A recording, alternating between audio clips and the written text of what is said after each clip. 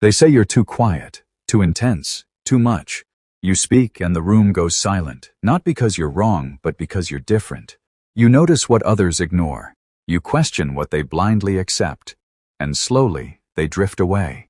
They laugh at things that bore you. They obsess over trends, gossip, surface-level nonsense, while you're lost in thought, life, death, meaning. So you try to blend in. You smile when you're supposed to. But deep down, you feel like a stranger among your own kind. Eventually you wonder, is something wrong with me? But maybe the problem isn't you. Maybe society simply isn't built for people like you. Arthur Schopenhauer, the German philosopher, believed that real intelligence isolates. The more deeply you think, the more alienated you become. Why? Because most people don't want truth. They want comfort, and intelligent people threaten that comfort.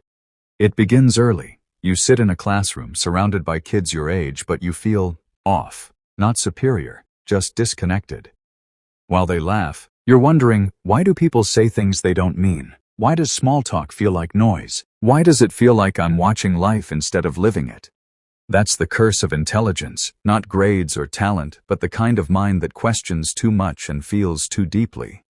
As you grow, the gap widens. You hold back in conversations. You've learned that honesty makes people uncomfortable, that asking why kills the vibe. So you nod, pretend, wear the mask. People mistake you for arrogant, but in truth, you're just tired of explaining yourself. You're not cold. You've just learned that depth scares people. And here lies the paradox. Society claims to admire intelligence, but in reality, it rejects it. We praise genius in theory, but in practice, we isolate the genuinely intelligent.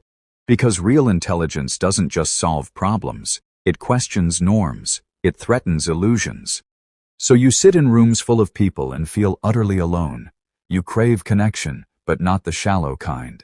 You want someone who gets it, someone who hears the unsaid. But that person rarely comes.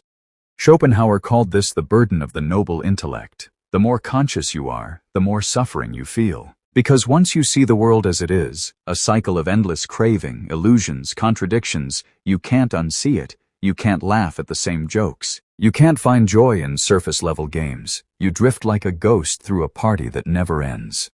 Ignorance is belonging. Awareness is exile. And society will always push away those who refuse to worship the herd.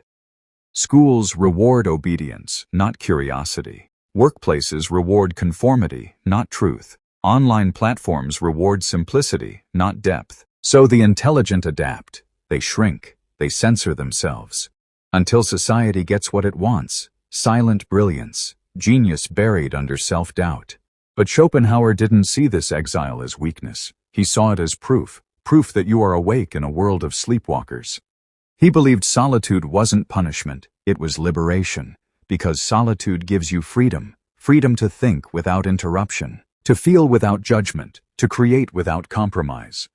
Most people fear being alone. They chase distraction, constant connection, endless noise. But Schopenhauer said, a man can only be himself when he is alone, and if he does not love solitude, he will not love freedom.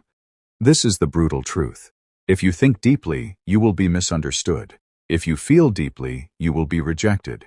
If you see too clearly, you will be feared. That's the price of awareness. But it is also your strength. Loneliness is not always a curse. Sometimes it's proof that your mind runs deeper, that your soul craves more than comfort. You are not broken, you are awake. And in a world addicted to illusions, that awareness is freedom.